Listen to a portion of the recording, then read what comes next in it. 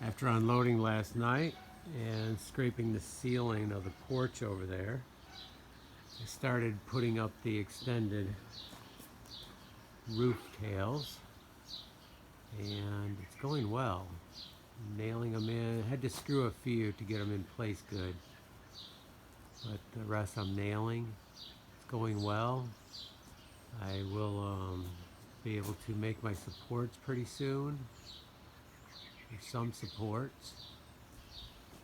I want to finish going across, and then I'm thinking one or two supports here and one over there. Maybe only one here. Yeah, probably one. And then we'll do two supports on this side. That should do it. 4. Pretty long, so we have a good angle to them. And then the ceiling,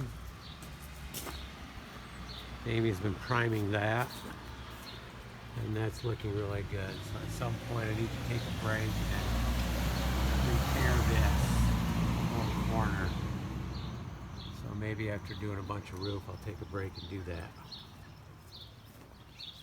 Okay, let's get to work.